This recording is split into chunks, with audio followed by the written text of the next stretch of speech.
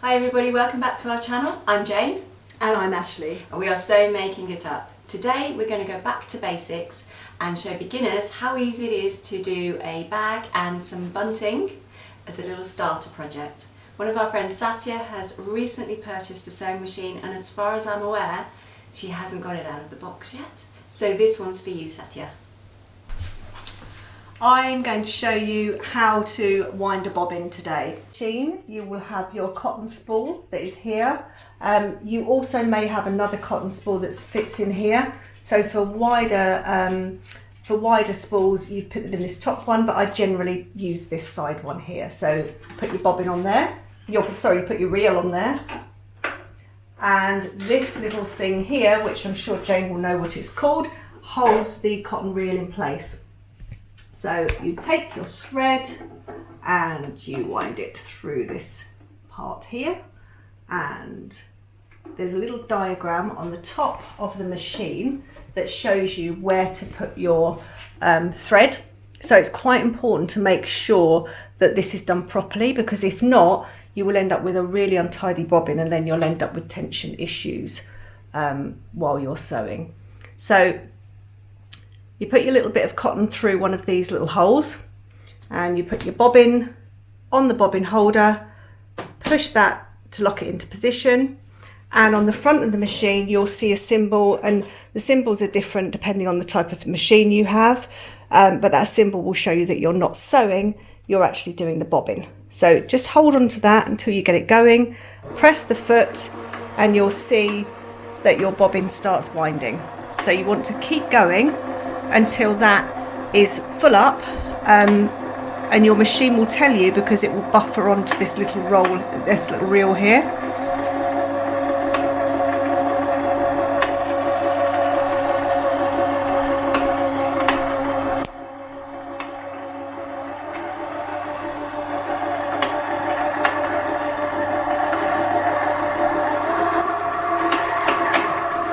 Okay, so we're going to stop there. To take the bobbin off, push the mechanism back again, take the bobbin off here and cut the thread. Also, I always cut this little bit off here as well, because otherwise it gets stuck in the mechanism. So where does your bobbin go after you've actually got a full bobbin? So this is your bobbin holder on your machine, and you put the bobbin in here, and again there will be a diagram on the instructions on the way in which the thread has to go round. For my machine, the thread comes on the left hand side and it goes through, and if you see this little tiny gap in the metal there, the thread goes through there and you bring it round to the front, and for now leave it onto this plate here on the front. So I'm going to show you how to actually thread the machine. So we've already got our cotton reel in the holder that we use to wind the bobbin, and you put the thread in the back here on the arm, take it down, and again the machines will all have instructions on how to thread your machine. So you've seen step number 1, number 2, so it goes down here, up again, and there's a wheel on the right hand side that will put your needle up and down. If you bring it up, you'll see in here that there is a metal arm, another metal arm. You put your thread through there, take it right down to the bottom, take it through the thread holder here. I'm just going to cut this thread again so that I've got a clean end to thread through the needle. Take your needle back up again, and put your thread through the needle and pull it underneath. Now what I haven't done is put my bobbin holder casing back on. So you'll see here, and again this is where it shows you on this casing the way in which your thread needs to go through the bobbin mechanism. So click that back in place and you are ready to sew. Okay, so this machine's quite old now, but you'll find even if you buy one of the newer machines that a lot of things are still standard. So on here you have, normally you'll have a button or a way to reverse stitch. This is, you can press this and it does a 2 or 3 stitches on top of each other to stop. This will raise and lower the machine foot. It's always good practice to have your machine foot lowered. Then if you're sewing along and you need to go around a corner, your needle will stay in the down position. You can lift your foot up and maneuver your fabric and then carry on sewing without getting in a mess. This is for the width of your stitch, which you quite often use if you're doing a zigzag, if you're finishing off your seams, for example.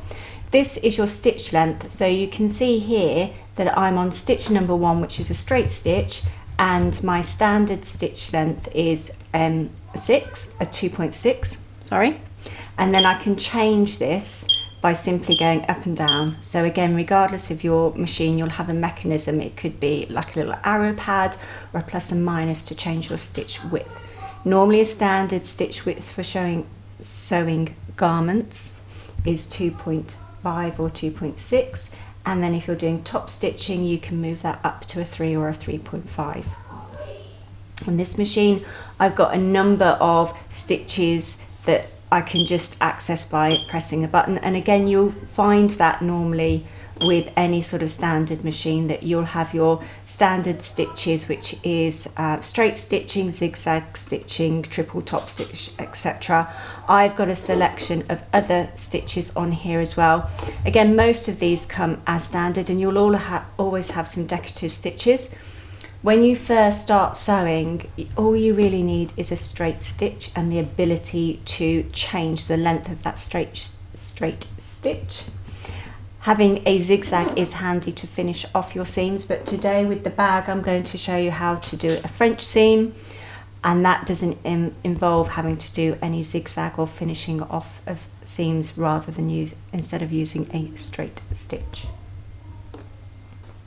Okay, so once you have your machine set up and you've got your chosen stitch, as Jane said, you only really need a straight stitch, and to be honest with you, I very rarely use any other stitch. So you want to have a bit of test fabric, so you need to make sure that your machine is threaded properly, and you need to make sure that your tension is right. Okay. So we're going to test that our tension, our threads are all threaded properly. So get a scrap piece of fabric, can be any piece of fabric. I usually at home just keep a scrap piece of fabric in my machine. So as soon as I start sewing, before I actually sew onto my decent fabric that I want to keep, I do a little bit of test. So lower your foot, press your foot pedal, and you should see some stitches. So your stitches should look the same on the front and on the back of your fabric, and your tension makes those stitches either go tighter or looser or tighter. So for this machine the tension is on 4.5. For a new machine the tension should be pre-set up, so you shouldn't have any problems with it. Okay, so we've tested that our stitches are working properly and the machine is threaded. So I'm going to, the good thing about bunting is you can make it as colourful as you like or colour coordinated as you like, and you can use scraps of most fabrics. So I have cut out some triangles already. I'm just going to show you how I'm using this tool here, which is a rotary cutter. They're really, really sharp. So you can do this, if you don't have one of these, you can use scissors. And this is a triangle that can be used to make the bunting fabric shapes. Again, you don't have to use a specialised piece of equipment for this. I have made bunting in the past from bits of cardboard from cornflakes packets, so don't have to use this. So choose your size, so I'm doing 5 inches, and use your cutter, press fairly hard to cut out your triangle.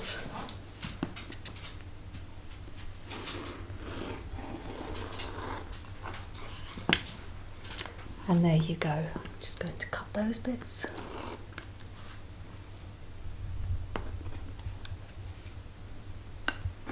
So for bunting, you can do your bunting, put your cutter blade in again, because as I said, it is very, very sharp. For bunting, it depends on how long you want the bunting. You need 2 pieces of fabric to make each triangle that would hang down from your bunting.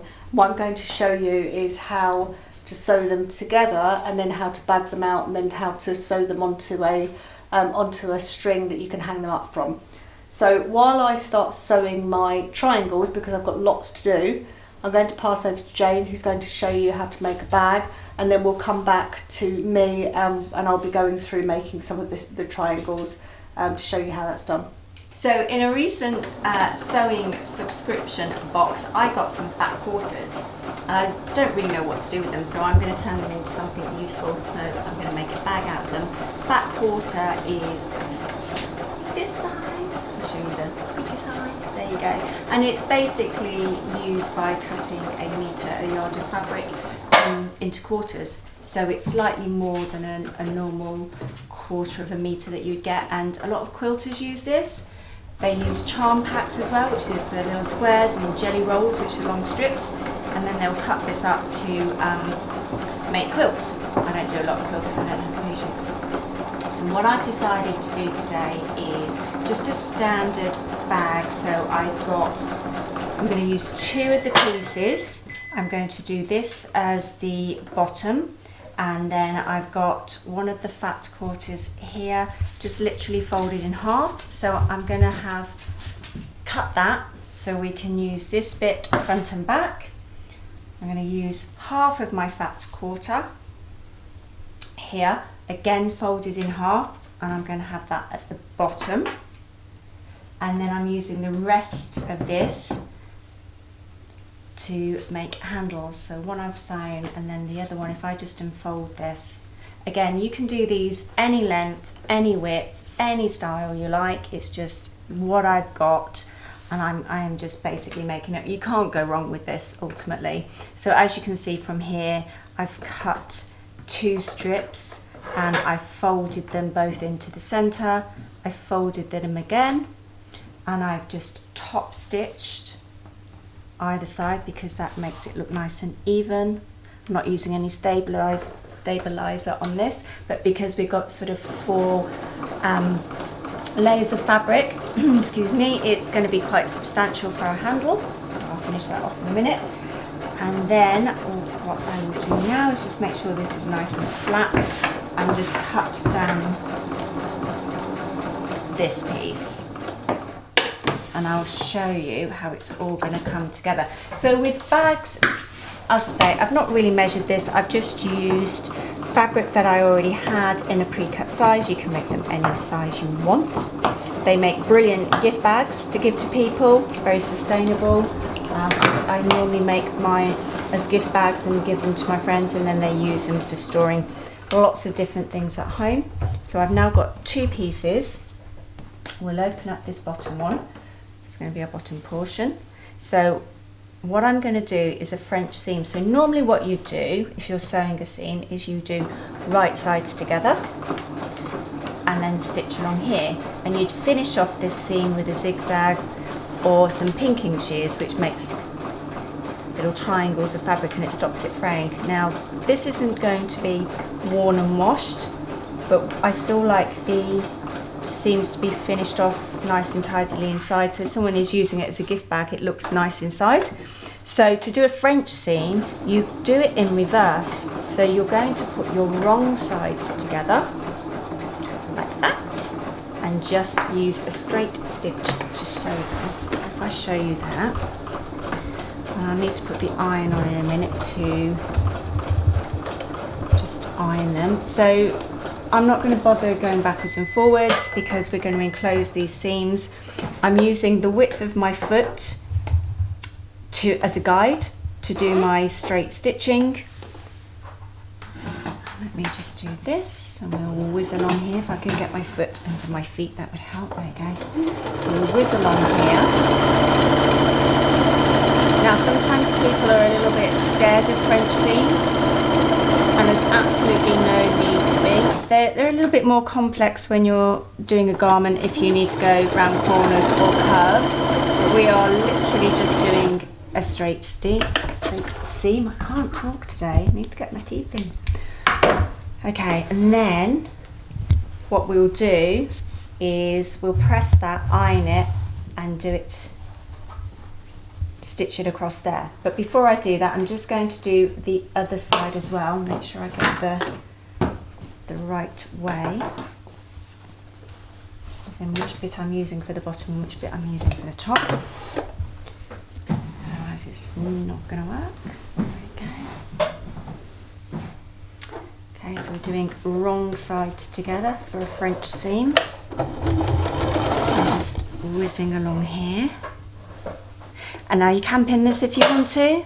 I kind of find it, because I'm just doing a long straight seam, you don't need to. Obviously if you're a beginner you might feel more comfortable pinning it. If you do pin it, don't sew over your pins because you could break your needle, or you could damage your machine. So always take your pins out as you go along. As I say, I'm not starting or stopping in any particular way because we're going to be enclosing these seams off later. Right, so I'm just going to press this.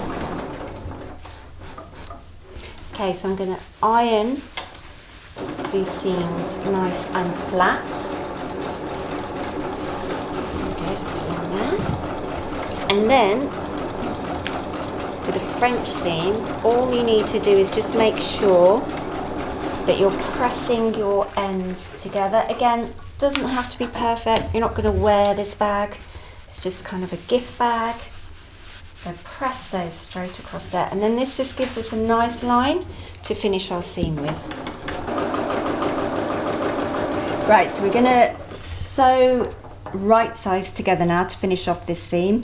I'm doing quite a chunky seam because we use the width of the foot to do a first seam, and I want to make sure that that first seam is encased. But again, all you're going to do is straight stitch down. I'm using one of the markers on my foot plate here so I can line up the edge of my fabric with one of these markers. Really doesn't matter which one it is, it's just to keep it straight. So I will whiz down here.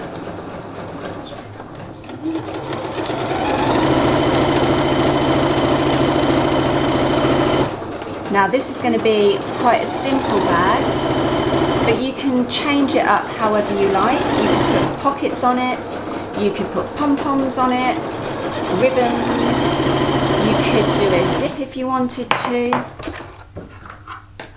But we wanted to keep this as a beginner project. So I'm going to do exactly the same with the next seam. So we are now right sides together, as in the right side of the fabric is facing each other. This is going to be the inside of your bag. Line it up with the same markings on your foot plate to keep your seam nice and straight, and literally just sew down, keeping that nice and even and level. Again, you can pin it if you want to, whatever feels more comfortable for you. All the way to the end, and then we're going to go back to the iron to press that open, and you'll be able to see what it looks like. So now we have our 3 pieces of fabric joined together. This is the bottom portion of your bag, so what I'm going to do is turn this over and I'm going to press the side of my bag, these seams down. So now you can see we've got a lovely encased seam. And just press that down, so it's going to be facing the bottom of the bag. Let's give those a bit of a press. There, and the same here. And what I think I'll do as well is just run a little bit of top stitching over this. It just makes, top stitching just makes it look bit more professional, and it helps keep the seam in place. Remove that, I'm going to just give it a bit of a run over here. You'll find when you start sewing that you spend probably just as much time pressing as you do sewing.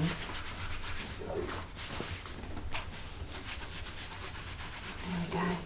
And the flatter you get your fabric, the easier it is. Now this is just cotton, medium weight cotton. It would look nice in denim, in canvas.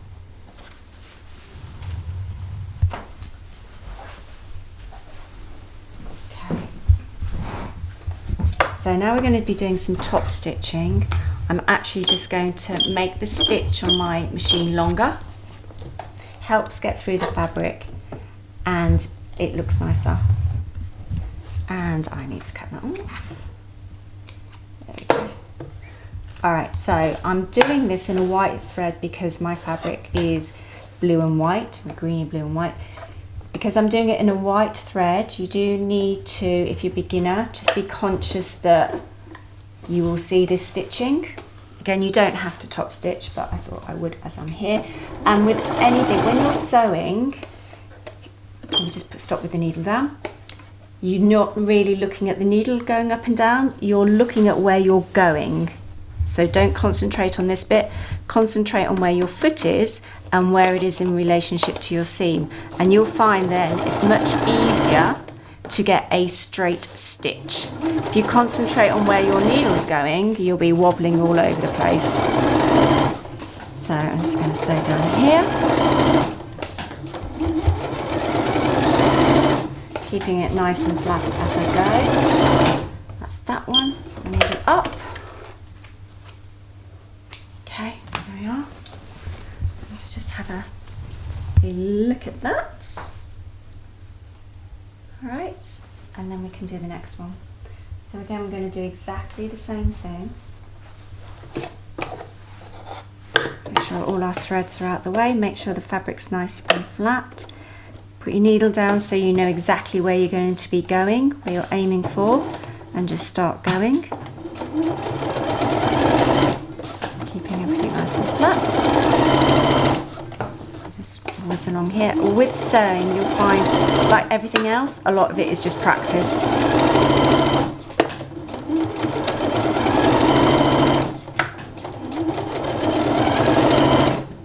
Okay. There we go. Right, so now that's top stitch. We need to think about the next bit of the bag. So that is going to look like that. So we now have a bottom piece, our two sides. And what we need to do is join our sides together.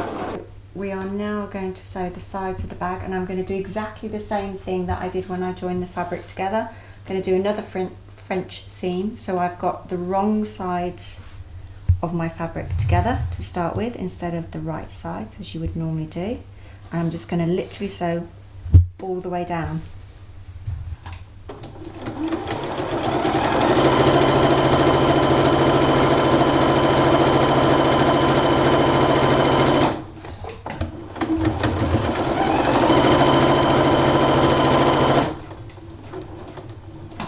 Because we're using this to encase the other seam, I'm going to just reverse, finish that off. Yeah.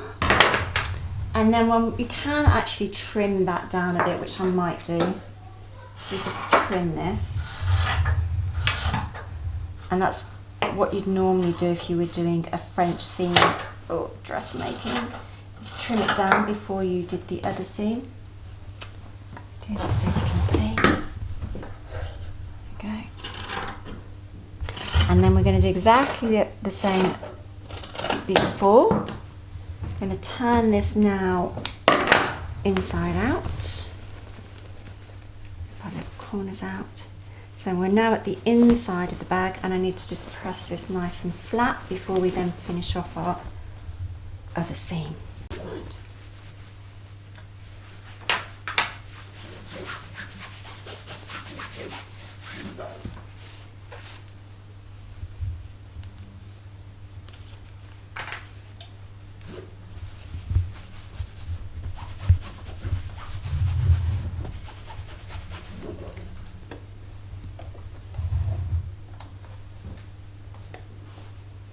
Right, we're now going to finish off this seam. I've hopefully made sure that my seams are matching on the right side, so when I sew this together they'll be nicely aligned. Because I've trimmed my seam back, I'm not going to use the same width as I did before. I'll make that slightly more narrow because I know I'm going to be incorporating my interior seam, and I'm going to go forwards and backwards to start off again and just sew all the way down. And you just want to be careful when you get here because it's a little bit bulky, to make sure that you're going over this, you're not going to get caught, so you might need to slow your machine down a little bit.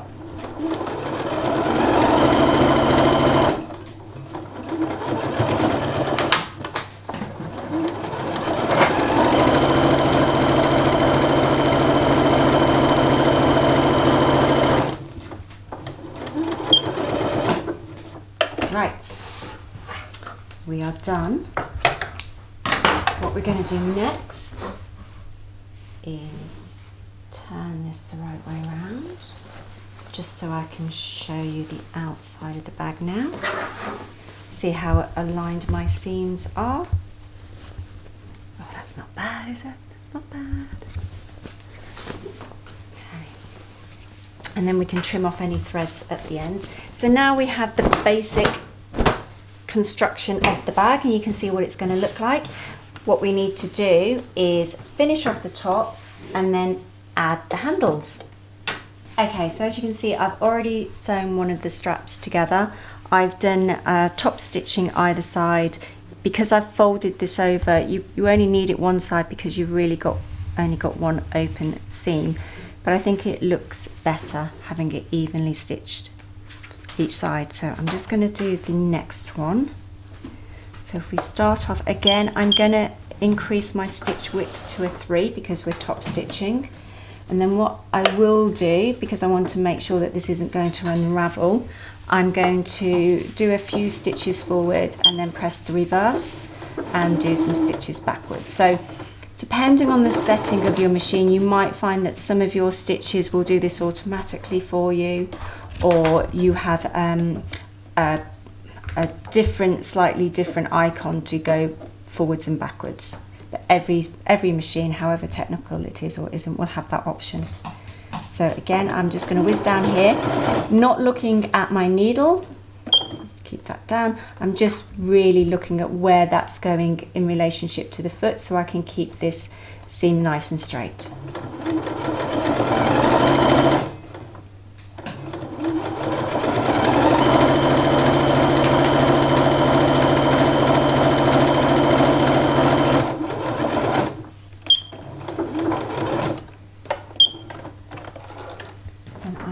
Going to do the same with the next side, and we're getting there, we're nearly done. Exactly the same process.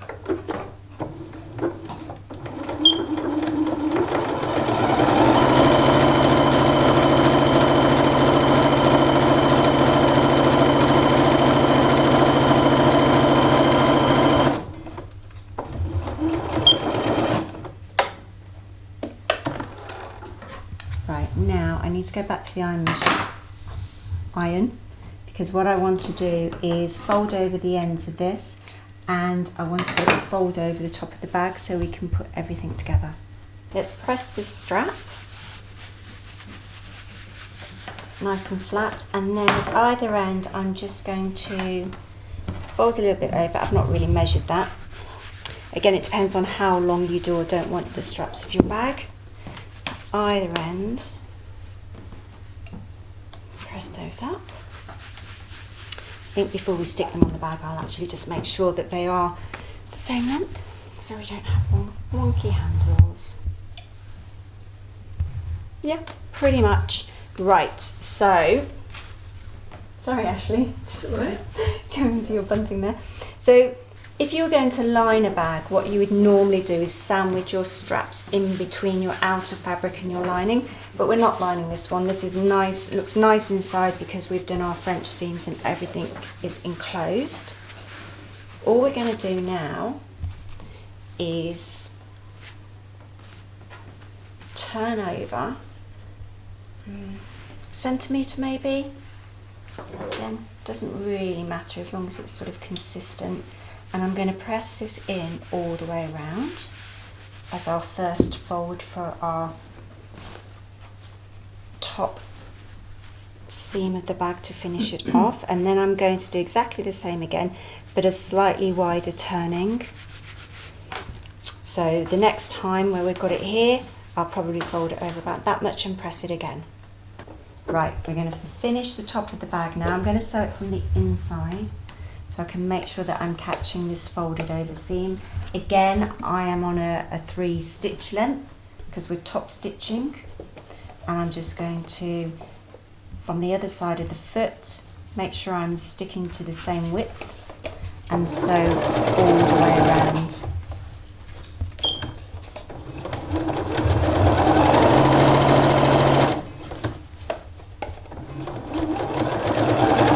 Again, you could pin this if you wanted to. What you could also do is, instead of folding it inside, you could maybe fold it over on the outside, depending on what the inside of your fabric looks like, and put a trim there.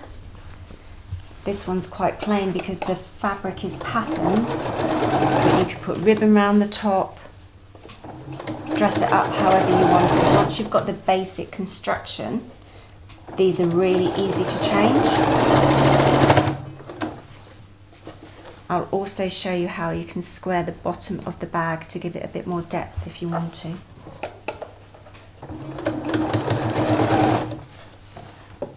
Let's just pull this so it's flat.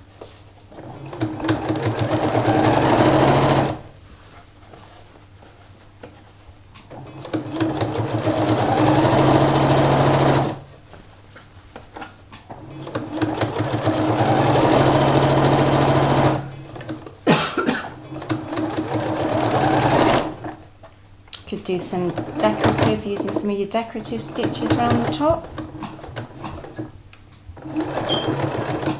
Do 2 or 3 different rows of stitches in different colours, different patterns. Let's get rid of all of these threads. I'll put the handles on in a minute. So at the moment, that's what we're looking like. We've just got a little bag.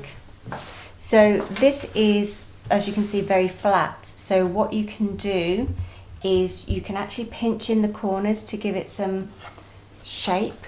So what you would do is, I'm going to do it from the outside. I don't know if this is easier to look at it or not.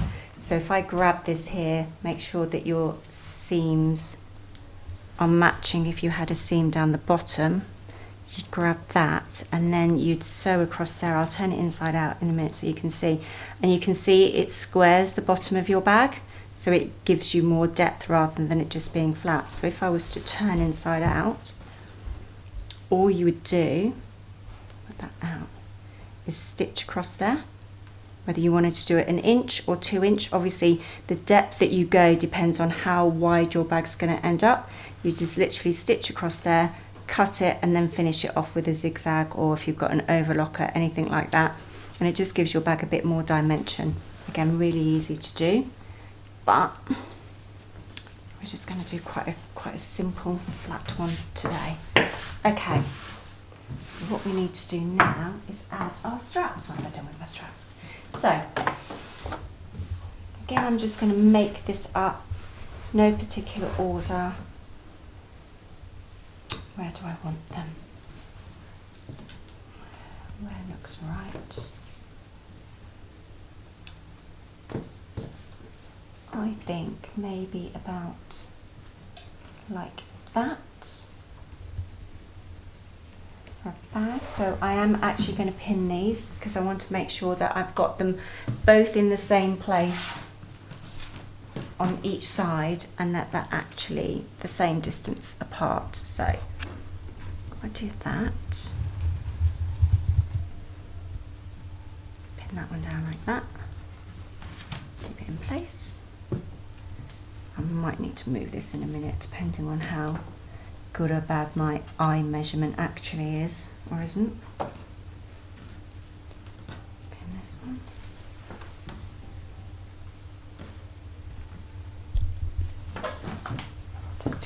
place. Right, let's fold this. There. Just to make sure they're the same distance from the end of the bag. Now we've got those in the right place. All I'm going to do is turn it over. Make sure it's not twisted when you're positioning your straps. I'm going to use my first ones as this guide for my second. Or pins. There we go.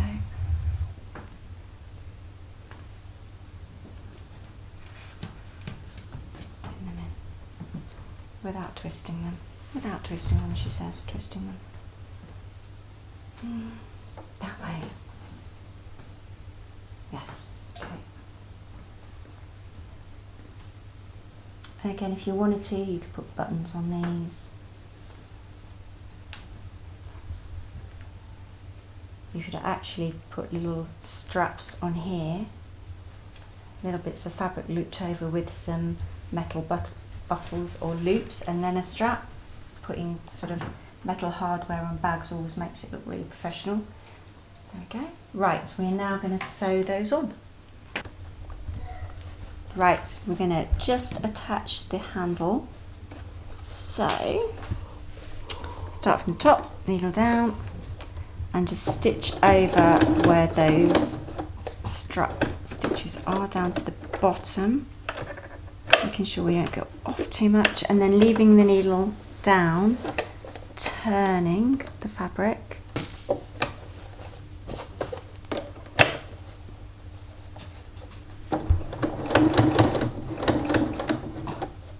to the end, lining those up again a bit better.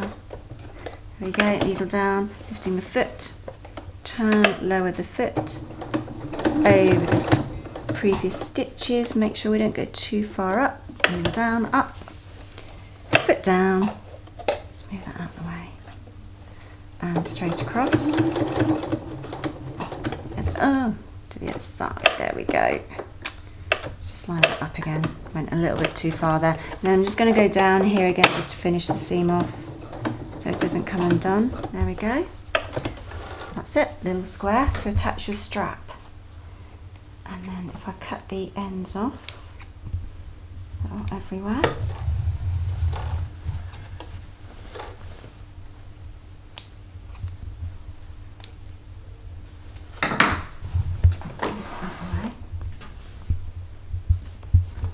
Okay, a quick and easy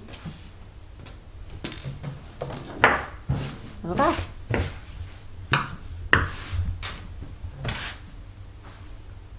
Okay, so back to the bunting. After you've seen the wonderful bag, I have to warn you, I'm not as neat as Jane. So we've got our triangles, and what we're going to do is I'm going to show you how we would sew it together. So it's very simple. Put the two together. Now if you do have right sides and wrong sides of fabric, this fabric is the same both sides, but if you do have right sides and wrong sides, you want to put your right sides together because this will be the inside of your triangle. So we're just going to sew down here. So leave your needle down, lift your foot, pivot your fabric, then just do one stitch across. You can go back on yourself, so then pivot your fabric again and come straight down the other side.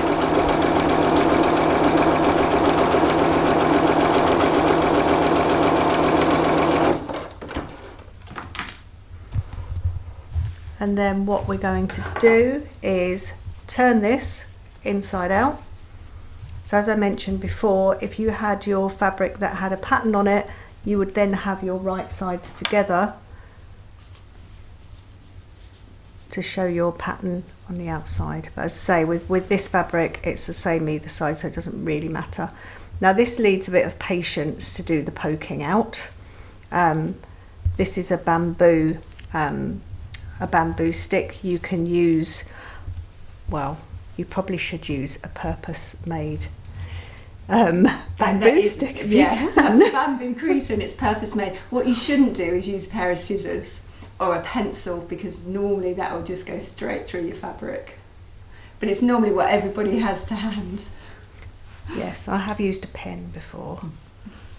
If you have a pen, even a Bic that's got a lid on it, it's not too bad. Yeah, but better. I have to admit, I have been guilty of using scissors before, and I have to agree that it does go straight through the end and ruins your little point. So I think that's about as good as I'm going to get the point. It's really frustrating with points sometimes because they seem to either work or they don't. But you can see there's your little triangle. So we're going to press it. So I shall just reach across here, going to press it flat.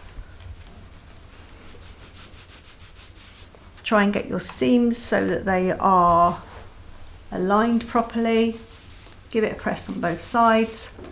And then I'm just going to trim it up because it's a bit messy.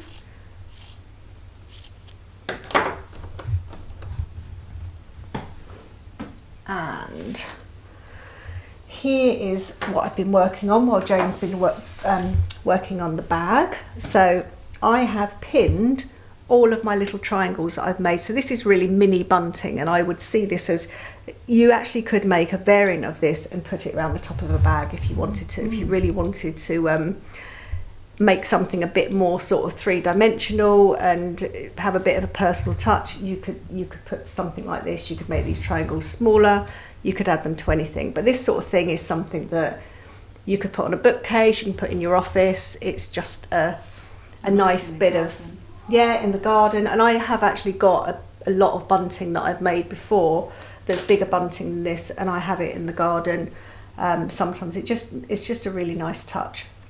So the fabric that I am connecting this up with is called bias binding, and it's pre-made, I guess, edging fabric. It's quite stiff, and it's cut on the bias, which means it can go round corners. But I found that I've used this for bunting before, and I found it works well because it naturally has this, these little, it's overturned at the end so you don't get any raw edges, and you can just fold it over and it makes a nice little place for the top of your triangle to go into. So I'm going to attach this one, and obviously you can have this in any combination that you like. And what you need to be careful of, the reason I've got so many pins in this is because you need to make sure that you include the fabric on both sides. So what you don't want is when you turn it over, you've got half your triangle hanging out. So they're all on there ready to go. I'm just going to give, see, like that. So I'm just going to pin that one back in place.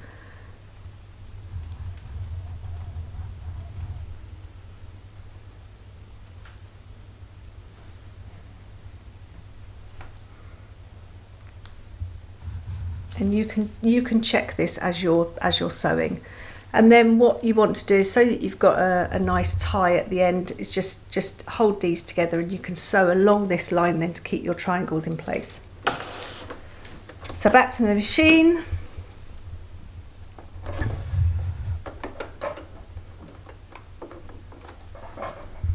And we're going to try and do this as neatly as possible.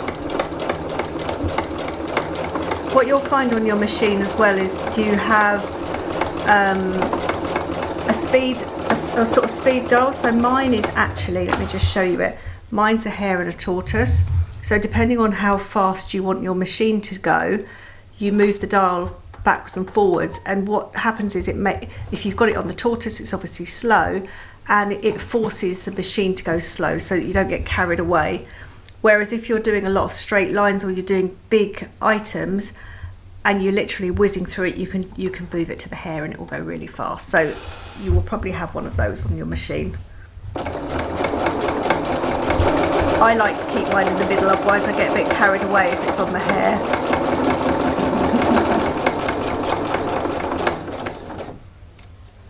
So this is where we need to start to be careful, and I can see already that my second triangle has come out of its casing. So you can just move these back in as you go.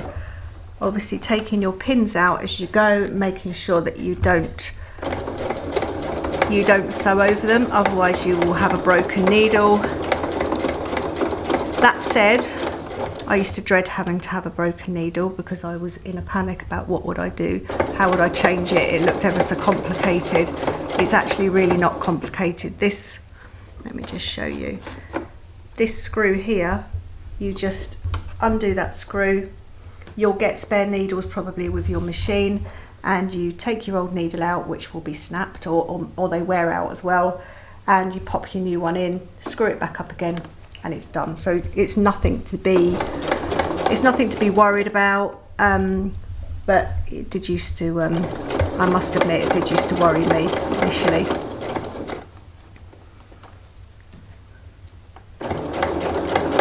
So we've run through the whole of the, all of the triangles are attached. You can see there, and that really is how simple it is. Yeah, really simple, not long. I think if you get your mind to it, I mean, I've got some bunting that's probably a good 10 meters long, and I think it didn't take me much more than 2 hours to do it, and it looks really effective in the garden, as we said earlier. You can use any sort of fabric. I mean, you can attach bells or pom-poms or sequins or anything to the ends of these. So again, you really can use it as a base to put some more detail on it. You could put letters, people's initials and things on there. Happy Christmas, Happy Easter, Happy Bar Mitzvah, whatever you like. So there you go. Thank you for watching. See you next time.